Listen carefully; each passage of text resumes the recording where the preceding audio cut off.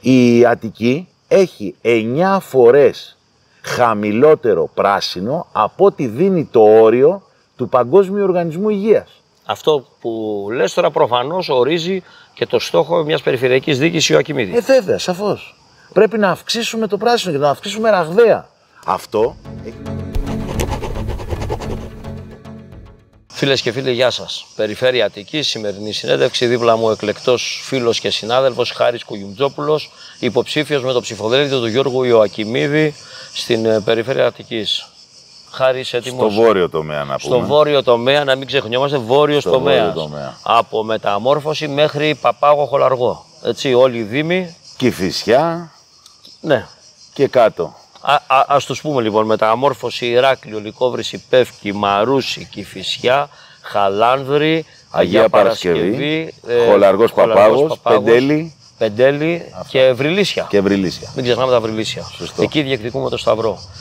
Γιώργος Ιωακιμίδης, ήταν αναμενόμενο ότι θα είσαι εκεί υποψήφιος, έτσι χοντρικά.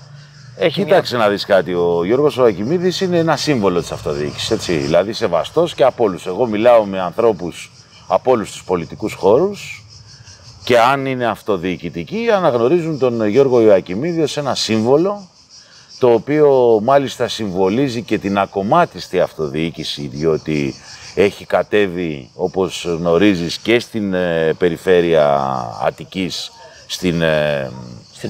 στην Πέδα, ναι, στην Περιφερειακή Ένωση Δήμων Αττικής και στην Κεντρική Ένωση Δήμων Αττικής, με αυτόνομο ψηφοδέλτιο, ανεξάρτητο ψηφοδέλτιο, ακομμάτιστο ψηφοδέλτιο, απέναντι σε όλα τα κομματικά ψηφοδέλτια. Και πήγε και πάρα πολύ καλά, γι' αυτό και λέμε, ας πούμε, ότι είναι πάρα πολύ σεβαστός και αγαπητός και νομίζω ότι είναι πραγματικά, ας πούμε, μια τεράστια ευκαιρία για την Αττική να δώσει μια άλλη διάσταση, διότι η Αττική είναι θύμα των κυβερνητικών πολιτικών. Όχι της συγκεκριμένης κυβέρνησης, στα βάθη των αιώνων να πούμε. Είναι δηλαδή ό,τι θέλανε να κάνουν αναπτυξιακό σε εισαγωγικά για την Ελλάδα, το φέρνανε παλιά από την εποχή Καραμαλή, με την αστιφιλία με το ένα με το άλλο, όλες τις επενδύσεις για μείωση του κόστους της παραγωγής, φορτωνότανε η Αττική, αποδυναμώνοντας όλη την ανθρώπινη της πλευρά, τη φιλική της πλευρά και τη λειτουργική της πλευρά.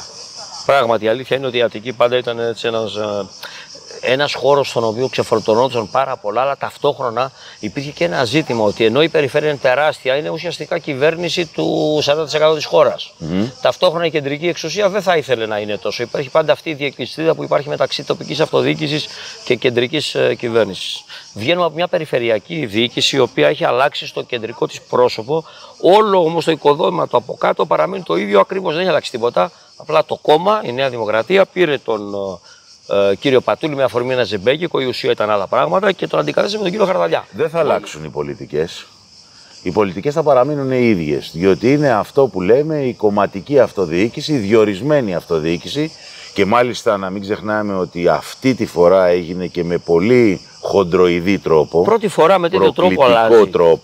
Δηλαδή ουσιαστικά και αυτός που έφυγε και αυτός που μπαίνει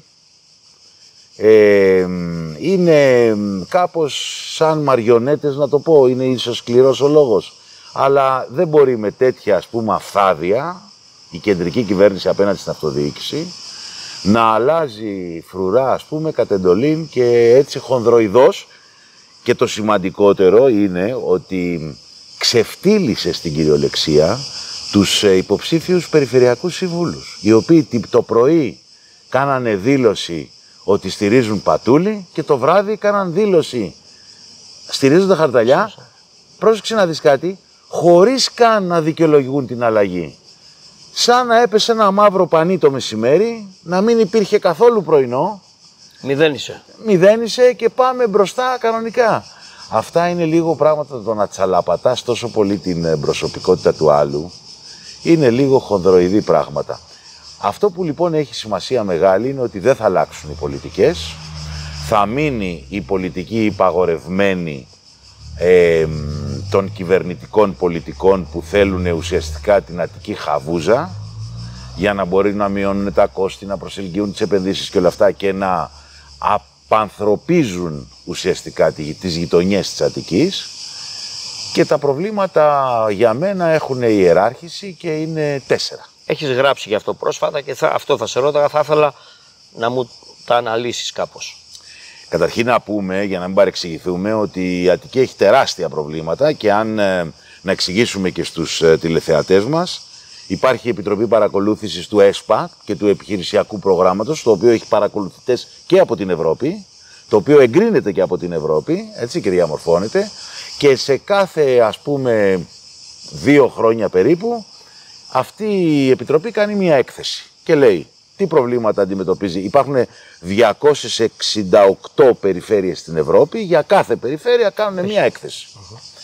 Από το 2000, για να μην πω από το 1993, τα προβλήματα είναι ακριβώς τα ίδια και εντείνονται και τα δισεκατομμύρια πέφτουν. Δεν έχουμε αμβλύνει τίποτα. Και υπάρχουν πάρα πολλά προβλήματα. Κοινωνικού περιεχομένου, ας πούμε, ανισοτήτων, μεταναστευτικής πολιτικής, της βιομηχανίας, του αναλφαβητισμού, όλα αυτά. Εγώ όμως εντοπίζω για αν θέλεις, για την ανθρώπινη υπόσταση της Αττικής, για την ανθρωποκεντρική κατεύθυνση της Αττικής, εντοπίζω 4 προβλήματα. Το πρώτο πρόβλημα είναι σαφώς το κυκλοφοριακό. Χάνουμε 37% του χρόνου μας μετακινούμενοι, περιμένοντας τις ουρές. Όπως είπε ο Γιώργος ο Ιωακημίδης πάρα πολύ σωστά, οι πολίτες της Αττικής δεν ζουν 52 εβδομάδες το χρόνο, ζουν 51. Γιατί τις 170 ώρες τις περνάνε στο αυτοκίνητο περιμένοντας. Και είναι μια εβδομάδα. Μάλιστα. Λοιπόν, άρα χρειαζόμαστε μελέτη τη βιώσιμης κινητικότητας, η οποία έχει εξαγγελθεί επί προηγούμενων διοικήσεων και δεν έχει γίνει ποτέ τίποτα, υπάρχει πλήρη ατολμία. Χρειαζόμαστε μελέτη και η λύση, δεν νομίζω ότι χρειάζεται να ανακαλύψουμε τον τροχό, θα κάνουμε ακριβώς το ίδιο πράγμα, επιβάλλεται να κάνουμε ακριβώς το ίδιο πράγμα που κάνουν όλες οι σύγχρονες ευρωπαϊκές πόλεις. Δηλαδή, εναλλακτικές μετακινήσεις. Θα αποτρέψουμε τη χρήση του γιοταχή, όχι απαγορεύοντάς το, αλλά διευκολύνοντας, εξυγχρονίζοντας, βελτιώνοντας τις υπόλοιπες μετακινήσεις. Λεωφορεία, μέσα σταθερής τροχιάς, ποδήλατα, πεζοδρόμια. Υπάρχει ένα πρόβλημα με τη μέσα μαζικής μεταφοράς που σε αυτό που περιγράφεις είναι το βασικό κομμάτι, έτσι. Ότι αυτά είναι αρμοδιότητα άλλου νου. Αυτά τα έχει... Ακριβώς αυτό είναι, πρόσεξε να δεις τώρα τι γίνεται. Αυτό λοιπόν εκεί θέλει, όπως είπε και ο Γιώργος Ιωακημίδης, διαπραγμάτευση. Σκληρή διαπραγμάτευση. Γιατί εδώ υπάρχει και κενό νόμου, να το πω έτσι. Υπεύθυνοι για τα δρομολόγια, για τις πυκνώσεις, ακόμα και στη διαχείριση του ΕΣΠΑ για τις μεταφορές, δηλαδή τη χρηματοδότηση, είναι η Περιφερειατικής. Μην το ξεχνάμε αυτό. Και για την ΤΑΚΤΕΛ και όλα αυτά και για την εταιρεία των λεωφορείων, Στάση. Είναι όλα αυτά τα ρυθμίζει η Περιφερειατικής. Άλλο τώρα, αν δεν τόλμησε μέχρι τώρα η Περιφερειατικής να μπει σε αυτό το κομμάτι, έκανε να πω εγώ το κορόιδο. Κοίταζα αλλού γι' αυτό. Ναι, και ουσιαστικά άφηνε το Υπουργείο Μεταφορών να παίζει την μπάλα. Όπου αν καλή ώρα ο Υπουργός δεν εκλεγότανε στην Αττική, δεν πολύ ενδιαφερόταν για το τι θα γίνει με τις μεταφορές στην Αττική και ενδιαφερόταν περισσότερο για τις αίρες.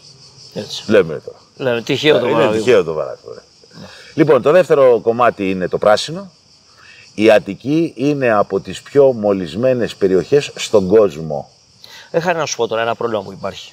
Πού το νιώθω εγώ στην πρωτοβάθμια αυτοδιοίκηση. Στη μεταμόρφωση έχουν κοπεί 1000 δέντρα, δεν έχει φυτευτεί κανένα.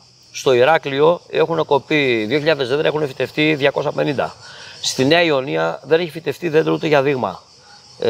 Τίποτα γλαστράκια μπορεί να βάλουν. Στο βόρειο τομέα έχουμε απομείωση, έχω υπολογίσει, έχουμε απομείωση του πρασίνου κατά 70% τα τελευταία 30 χρόνια. Αν υπολογίσουμε τις λειτουργίες που κάνουν τα δέντρα, από τον καθαρισμό της ατμόσφαιρας, από τη μείωση του θορύβου, από τη μείωση της θερμοκρασίας, από τη συγκράτηση του νερού και όλα αυτά, και θα σου πω και κάτι άλλο, μελέτη παγκόσμια, στις περιοχές που έχει μειωμένο πράσινο έχουμε 30% αυξημένα διαζύγια. Γιατί? Διότι ο άνθρωπος με το πράσινο βρίσκεται σε ισορροπία, είναι πιο ήρεμος, γι' αυτό και έχει ανάγκη τη φύση. Η Αττική είναι μια περιφέρεια η οποία το Σαββατοκυριακό όλοι προσπαθούν να φύγουν από αυτήν. Προσπαθούν να φύγουν από τα σπίτια τους, προσπαθούν να εγκαταλείψουν τις περιοχές τους για να πάνε να έρθουν λίγο σε επαφή με τη φύση. Η Αττική έχει 9 φορές χαμηλότερο πράσινο από ό,τι δίνει το όριο του Παγκόσμιου Οργανισμού Υγείας. Αυτό που λες τώρα προφανώς ορίζει και το στόχο μιας περιφερειακής διοίκησης ο Ακιμίδης. Βέβαια, σαφώς. Πρέπει να αυξήσουμε το πράσινο και να αυξήσουμε ραγδαία. Αυτό έχει ένα, να το πω έτσι, ένα logistics από πίσω. Δηλαδή, χρειάζονται φυτόρια, γιατί πρόσεξε, όταν θα κόψουμε ένα δέντρο 80 ετών, δεν μπορούμε να βάλουμε ένα θαμνάκι το οποίο σε 8 χρόνια, λόγω του ότι δεν θα το περιποιούμαστε, θα έχει πάρει 2 πόντους. Δεν κάνεις τίποτα, έτσι. Θα πρέπει άρα θα πρέπει να γίνουν φυτόρια, θα πρέπει να γίνουν τεχνικές μελέτες για το πώς κλαδεύουμε. Να σου δώσω ένα παράδειγμα που λες. Το 90% των κλαδεμάτων στην περιοχή μας, μεταμόρφωση λίγο παραπέρα, Φιλαδέλφια, λίγο παραπέρα, Ηράκλειο, Νέα Ιωνία, δεν απολυμμένουν τα λησοπρίωνα. Όταν ένα δέντρο έχει μια ασθένεια, τα θέλεις όλα. Με απλό κλαδεματάκι. Είναι μια λεπτομέρεια την οποία δεν την είχε υπολογίσει. Εγώ δεν την ήξερα, δεν την είχε υπολογίσει κανένας. Τα σαρώνουν όλα, αμέσως. Λοιπόν, καταλαβαίνεις ότι έχουν πάρα πολλές ελλείψεις. Και ποιο είναι το θέμα αυτό? Το θέμα είναι το εξής. Είναι θέμα σεβασμού του πρασίνου. Οι άνθρωποι, οι αρμόδιοι από τώρα, δεν σέβονται το πράσινο. Δεν σέβονται την ανάγκη του ανθρώπου να παραμείνει, αν θέλεις, λίγο κοντά στη φύση. Αυτό είναι πεντακάθαρο, δηλαδή είναι εντυπωσιακή η αδιαφορία η οποία υπάρχει. Εγώ θυμάμαι στο παρελθόν εκτεταμένες δεντροφυτεύσεις, πρωτοβουλία κατοίκων εδώ στη Μεταμόρφωση, μιας και είμαστε στην πλατεία, στην εκκλησία στη Μεταμόρφωση που το συζητάμε. Εκτεταμένες, θυμάμαι από το 1980 που συμμετείχα ως μαθητής μέχρι και το 2010. Έκτοτε είναι εντυπωσιακό, λοιπόν, λες και το μνημόνιο ήταν... σε όλες τις πρωτεύουσες της Ευρώπης, όλες οι μεγάλες λεωφόροι, μπουλβάρ, έχουν δενδροστοιχίες, εκατέρωθεν, τεράστιες δενδροστοιχίες. Πήγαινε στη Συγκρού, πήγαινε στην Ηρακλείου, πήγαινε στην Κηφισού, πήγαινε όπου θέλεις, στη Μεσογείων, τίποτα, τσιμέντα. Μάλιστα. Και αυτό είναι μια τρομερή μόλυνση. Τρίτο πρόβλημα, διαχείριση απορριμμάτων, βόμβα. Λοιπόν, εδώ τώρα έχουμε ένα θέμα μεγάλο. Υπάρχει περιβαλλοντικό πρόβλημα τεράστιο, το οποίο θα οδηγήσει, ήδη έχουμε μόλυνση του υδροφόρου ορίζοντα, που αν θέλεις και θέματα υγιεινής και ασφάλειας είναι εδώ, αλλά και θέματα τουριστικής ανάπτυξης που είναι το asset της Ελλάδας και της Αττικής. Στο Θριάσιο, από ό,τι λένε, και τα υπόγεια ύδατα είναι σε πολύ κακή κατάσταση. Ακριβώς. Σε όλη την περιοχή. Έχουμε λειτουργικό πρόβλημα με αυτό, διότι αυτό, αν θέλεις, εμποδίζει την ανάπτυξη της ανακύκλωσης και όλα αυτά τα πράγματα που γίνονται, διότι υπάρχουν χώροι να μπορέσεις να απορροφήσεις. Και έχουμε και ένα τεράστιο οικονομικό πρόβλημα, το οποίο θα καταλήξει σε λειτουργικό. Ποιο είναι αυτό? Πρόσεξε να τι γίνεται. Δεν λέει κανένας, γιατί τι κάνουνε τώρα? Απογοητεύτηκαν ουσιαστικά από το θέμα της ανακύκλωσης, με διάφορες λάθος εφαρμογές που κάνανε, μη θέλοντας να ακολουθήσουν την Ευρώπη, κάνοντας, ξέρεις τώρα, το ελληνικό λίγο στοιχείο. Ναι, με την πονηράδα. Ναι, την πονηράδα, μπράβο. Τα σπιτάκια των 370.000 ευρώ, έτσι. Ακριβώς. Λοιπόν, όλη αυτή λοιπόν την εξυπνάδα τι κάνανε? Ουσιαστικά ακυρώσανε την ανακύκλωση και καταλήξανε, επειδή υπάρχει κορεσμός στη φυλή και δεν προλαβαίνουν, πάμε στην καύση. Λοιπόν, πέρα λοιπόν του περιβαλλοντικού ερωτηματικού που μπαίνει στο θέμα της καύσης, διότι το επιχείρημα ότι το έχουν και στο κέντρο της Βιέννης δεν είναι επιχείρημα, διότι τι λένε οι Βιεννέζοι μελετές? Λένε, εντάξει, δεν επιβαρύνει, λέει, πολύ, όσο, λέει, μια εθνική οδός. Λες και η επιβάρυνση από την εθνική οδό είναι κάτι το αμεληταίο. Πρόσεξε, το να το προσθέσεις στην Αττική τώρα, όπως είμαστε, που είμαστε από τις πιο μολυσμένες περιοχές του κόσμου, να το προσθέσεις αυτό. Λοιπόν, 15.000 ετήσιοι θάνατοι πρόωροι από την ατμόσφαιρα, από τη μόλυνση της ατμόσφαιρας στην Ελλάδα ετησίως. 15.000 ετησίως πρόωροι θάνατοι, έτσι. Λοιπόν, μπαίνει λοιπόν το ζήτημα του περιβαλλοντικού, αλλά και τι άλλο μπαίνει που δεν το λέει κανένας? Τι κόστος θα έχει, όχι η κατασκευή, η λειτουργία αυτών των εργοστασίων? Γιατί αυτό θα πάει στα τέλη. Τι σημαίνει αυτό? Σημαίνει το εξής. Όταν λοιπόν του ζητήσουν, όπως έγινε στην περιφέρεια, καλή ώρα στην Τρίπολη και στην Πελοπόννησο. Θα να σου πω ότι έχουμε δείγμα τι θα συμβεί. Μπράβο. 100% αύξηση τελών του Δημάρχου θα το κάνει? Θα το τολμήσει? Δεν θα το κάνει. Ή θα κάνει μια πολύ μικρή αύξηση γιατί να μπορέσει να αποδώσει το κόστος. Τι θα γίνει παρακάτω, ξέρεις? Απλά θα μειωθούν οι υπηρεσίες καθαριότητας. Θα αρχίσει η Αττική να βρωμάει στις γειτονιές. Και επειδή άλλοι θα τα έχουν κάνει, σε άλλους θα τους ρίχνουν, θα τα ρίχνουν στους δημάρχους, θα πούνε καθάρισε, πρόβλημά σου. Το ίδιο θα λέει και ο πολίτης. Θα πει: εμένα τι με ενδιαφέρει τώρα, τι κάνεις εσύ με τα δύο, καθάρισε. Κοιτάξτε, Λοιπόν, άρα είναι βόμβα αυτό. Υπάρχει και μια σοβαρή ευθύνη εδώ πέρα των δημάρχων, διότι βλέπεις ότι το 95% δεν μιλάει για το θέμα. Υπάρχει, όχι μόνο να μιλήσει και δεν κάνει και τίποτα. Να σου πω κάτι, περίμενε. Από το 19 είναι υποχρεωμένοι να εφαρμόσουν το πληρώνω όσο πετάω. Δεν έχουν κάνει ούτε ένα βήμα μπροστά. Τίποτα. Βέβαια, καλά, εντάξει. Ούτε καν την μελέτη περιβαλλοντικών επιπτώσεων για το νέο ΠΕΣΔΑ δεν φέρανε στα δημοτικά συμβούλια. Στο δικό μας δεν το φέρανε. Ακριβώς. Στη Φιλαδέλφια δεν το φέρανε. Στην Ινδία δεν το φέρανε. Ακριβώς. Ενώ διαφωνούσαν. Ενώ διαφωνούσαν. Οι περισσότεροι δεν είχαν και άποψη. Όχι, οι περισσότεροι δεν είχαν άποψη, αλλά οι επίσημες φωνές τους διαφωνούσαν. Αλλά επειδή ακριβώς οι περισσότεροι κάνανε μόκο, γιατί περιμέναν άλλα πράγματα και δωράκια από την περιφέρεια. Τελικά δεν μίλησε κανένας. Όντως, έτσι είναι. Λοιπόν, και 3 απορρίμματα. Πάμε στο τέταρτο πρόβλημα, το οποίο είναι ανοιχτά δεδομένα. Δηλαδή, όλα αυτά που είπαμε. Εδώ πρέπει να το εξηγήσεις, λοιπόν, γιατί όλο και λιγότεροι τα κατανοούμε αυτά. Λοιπόν, έχουμε μπει στον αιώνα, θα ξέρουν οι περισσότεροι, της τεχνητής νοημοσύνης. Ναι. Έχουμε μπει όμως και στον αιώνα της επιχειρησιακής νοημοσύνης και το business intelligence. Τι σημαίνει αυτό? Σημαίνει το εξής, ότι όλες οι επιχειρήσεις πια συλλέγουν δεδομένα από που να μπορούν, από όπου, μέχρι και από τις άλλες επιχειρήσεις. Αυτά τα επεξεργάζονται λογισμικά, με κατάλληλα λογισμικά και εξάγουν συμπεράσματα. Αυτό τώρα είναι η μεγάλη επένδυση που γίνεται σε όλες τις μεγάλες εταιρείες του κόσμου. Εδώ και 4-5 χρόνια έχει μπει και η αυτοδιοίκηση μέσα, διότι ανακαλύπτεις πράγματα απίστευτα. Σου πω ένα παράδειγμα, σε επίπεδο Δήμου. Πόσο χρόνο κάνει μια δημοτική αρχή και πόσο παιδεύεται να βάλει τα νέα όρια των σχολείων. Τι σου κάνει λοιπόν η επιχειρησιακή νοημοσύνη? Σου έχει το δημοτολόγιο, σου έχει τις γεννήσεις, σου έχει τα ρεύματα και την ανοικοδόμηση. Έχει υπολογισμένα όσα παιδιά είναι, κάνει αυτόματα την κατανομή και σου βγάζει σε κάθε σχολείο. Με ένα κουμπί, ένα enter πατάς, τίποτα άλλο. Αυτό δηλαδή που τώρα το κάνουν μήνες και επεξεργάζονται ο τάδε πήγε από εδώ και αυτό και κάνουν δοκιμές και αυτό σου κάνει σε ένα πράγμα. Δεύτερον να σου πω, καθαριότητα. Λοιπόν, πόσο χρόνο κάνει, πόσο είναι ο μέσος χρόνος για να αδειάσει ένας κάδος? Δεν ξέρει κανένας. Κανένας. Το έχω ψάξει. Σε όλους τους μελετητές δεν ξέρει κανένας. Το artificial, το business intelligence, σου το βγάζει σε 1 δευτερόλεπτο. Δηλαδή, έχει αισθητήρες, ξέρει πόσο σταματάει το κάθε απορριμματοφόρο, σου υπολογίζει τα απορριμματοφόρα σε ένα βάθος 2 μηνών και σου το βγάζει έτσι. Τι σου κάνει αυτό? Σου επιτρέπει να έχεις πολύ καλύτερες κλίμακες και δρομολόγια μέσα από κάποια υπολογιστική ισχύ που έχει, για να μπορέσεις να λύσεις και αυτό το πρόβλημα. Δηλαδή να βελτιώσεις κατά 30% την καθαριότητα, τους πόρους. Λοιπόν, αυτά και άλλα πάρα πολλά. Δηλαδή, άλλο ένα παράδειγμα να σου δώσω είναι το πράσινο. Πώς έχει απομειωθεί το πράσινο, δεν ξέρει κανένας. Δεν ξέρω. Θα μπορούσαμε να είχαμε μια τέτοια. Δηλαδή να πέρασε ένα ντρόν την πρώτη μέρα, κάνει πλήρη καταγραφή όλων των δέντρων και από εκεί και πέρα τα ψηφιοποιεί και κάθε ένα δέντρο που κόβεται, τσακ, το σημαδεύει. Και τι σου σημαδεύει ταυτόχρονα? Τι δέντρο ήτανε, τι περιβαλλοντική αξία είχε, ποια η συνεισφορά του στην ατμόσφαιρα και βλέπεις το ισοζύγιο. Αυτά όμως όλα, πρόσεξε, πρέπει να είναι ανακτήσιμα και ανοιχτά στους πολίτες.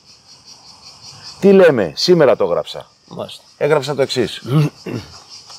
Μία μεγάλη αιτία που καίγονται τα δάση μας και δεν μπορούμε να τα σώσουμε είναι το ρουσφέτη.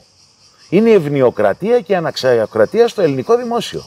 Δηλαδή, τα κριτήρια με τα οποία επιλέγονται όλες αυτές οι ηγεσίες φωστήρες είναι τα πάντα όλα εκτός από ικανότητες, επιδόσεις, παράδοση στη δουλειά και αυτά. Αυτά δεν μετράνε.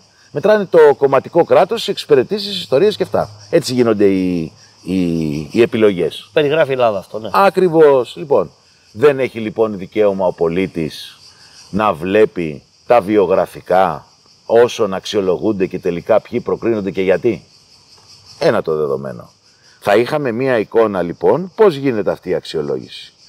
2 τα δεδομένα. Ευτυχώς που υπάρχει υποχρεωτικότητα της Ευρώπης του Κοπέρνικου, διότι αλλιώς δεν θα μαθαίναμε ούτε πόσα στρέμματα δάση κάηκαν. Ελληνικό σύστημα δεν υπάρχει.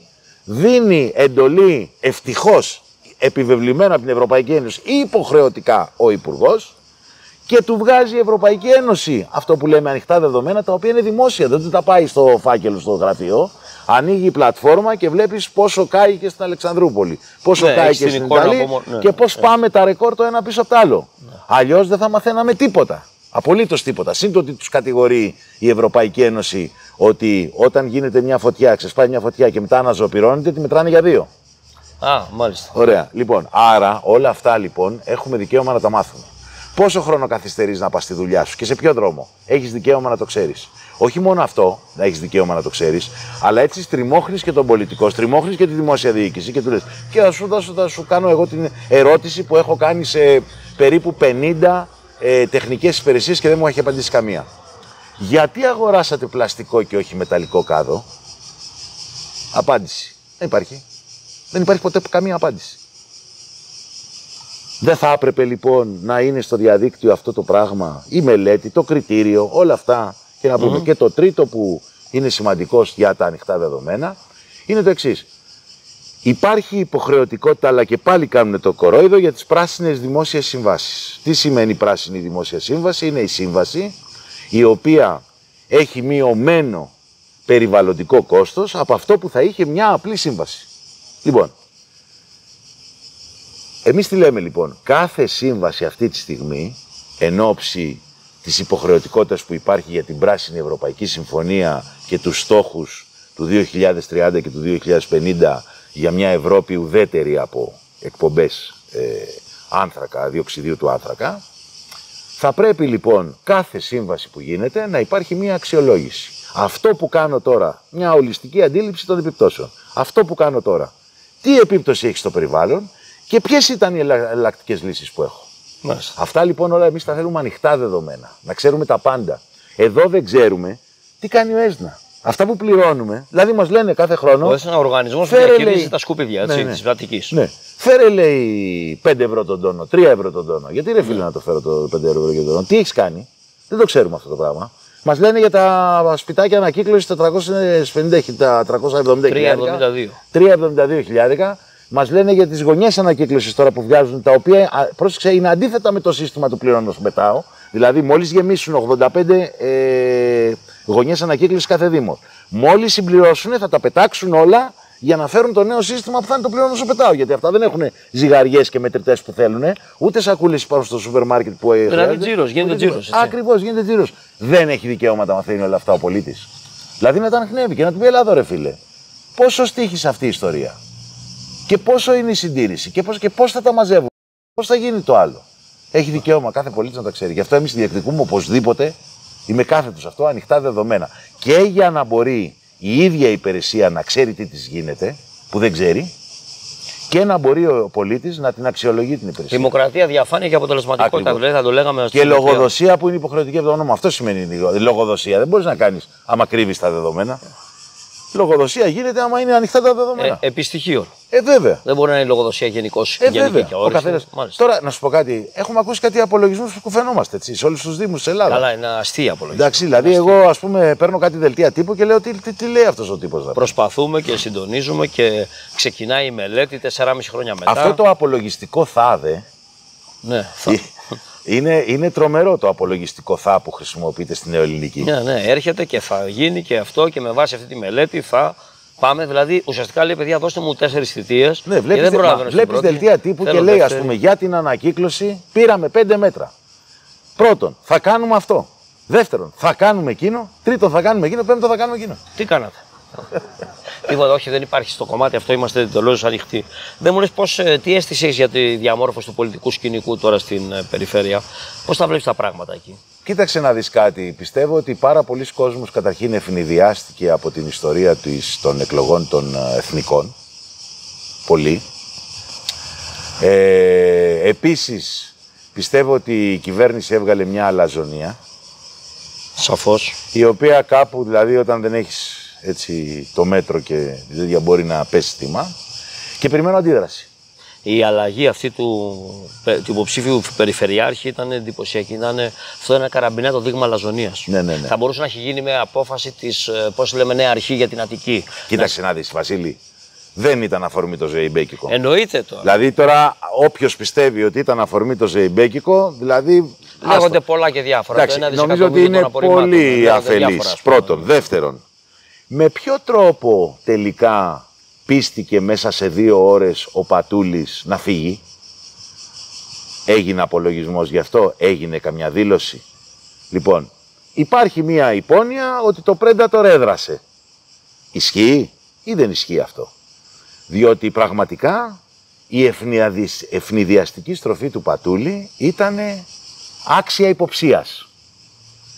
Λοιπόν, οπότε το ένα λοιπόν θέμα είναι το εξής, ότι δεν μπορείς να προσβάλλεις έτσι τους πάντες, επειδή είσαι πρωθυπουργός, να καταργείς τα πάντα, κάθε ένα έννοια αυτοδιοίκησης και το 102 του συντάγματος και να λες φύγε εσύ, έλα εσύ. Και απ' την άλλη μεριά, όταν πείθεις μέσα σε 2 ώρες άνθρωπο ο οποίος πριν από 1 ώρα επιμένει και είναι κατηγορηματικός ότι δεν κάνει βήμα πίσω και μετά από 2 ώρες, όπως σου είπα, πέφτει ένα μαύρο πανί, όπως κάνουμε στο μοντάζ, κόβουμε και δεν υπάρχει τίποτα, έτσι, μπήκε στη μονταζιέρα ο Πατούλης. Με ποιο τρόπο μπήκε στη μονταζιέρα ο Πατούλης? Είναι απορίας άξιο με ποιο τρόπο πίστηκε ο Πατούλης. Υπήρχαν κάποια πράγματα από πίσω. Και το τρίτο λοιπόν ερώτημα που υπάρχει είναι το εξής. Επειδή έγινε απευθείας ανάθεση 1,5 εκατομμύριο ευρώ τώρα για τις υδροφόρες, οι οποίες υδροφόρες λείπαν επί 3 ώρες και τα πυροσβεστικά στην Πάρνηθα είχαν 3 ώρες κενό και δεν είχαν νερό. Αυτές που είχαμε 1,5 εκατομμύριο απευθείας ανάθεση 20 μέρες μετά την επιστολή της Ανεξάρτητης Αρχής των Δημοσίων Συμβάσεων που έλεγε ότι αυτές οι συμβάσεις είναι παράνομες. Λοιπόν, αυτά τα ευτράπελα έχουν γίνει. Το τρίτο λοιπόν ερώτημα. Ο σεβαστός και πολύ αγαπητός Νίκος Χαρδαλιάς θα το ανοίξει το καπάκι Πατούλη? Και αν βρει μέσα κάτι, τι θα κάνει? Διότι ο Κόκαλης, ο οποίος είναι ο υπεύθυνος αντιπεριφερειάρχης όλων αυτών των εισηγήσεων των απευθείας αναθέσεων, είναι υποψήφιος του Νίκου του Χαρδαλιά. Φυσικά. Είναι υπεύθυνος για αυτά που έχουν γίνει στον Έδεσα στα σκουπίδια, είναι υπεύθυνος στην πολιτική προστασία κλπ. Ουσιαστικά το ίδιο προσωπικό θα έρθει να υλοποιήσει, υποτίθεται, κάτι άλλο. Τέλος πάντων, καταλαβαίνουμε. Όχι, δεν νομίζω ότι ούτε καν θα ψελίσουν ότι θα γίνει κάτι άλλο. Τίποτα, πάνε στην ίδια ακριβώς κατεύθυνση. Δεν μόνο τετρασταυρία παίζουμε και εδώ, έτσι. Ναι, 4 σταυρούς έχουμε. 4 σταυρούς έχουμε. Ψηφίζεσαι σε όλους τους δήμους. Σε όλους τους δήμους, κανονικά. Αυτούς του βορείου τομέα. Το ψηφοδέλτιο είναι ξεχωριστό. Άλλο πέφτει στο βόρειο, άλλο στον. Άλλο, οπότε νότιο. Δεν θα μπερδευτούν οι πολίτες, δεν έχει τελείω. Όπως το βρουν το ψηφοδέλτιο, υπάρχει τετρασταυρία μέσα και σταυρώνεις 4, βάζεις 4 σταύρους. Κουγιουμτζόπουλος Χάρης, στο ψηφοδέλτιο του Γιώργου Ιωακιμίδη, στον βόρειο τομέα της Αθήνας, στις περιφερειακές εκλογές του 2023. Στην έκφραση στο έκφραση.net.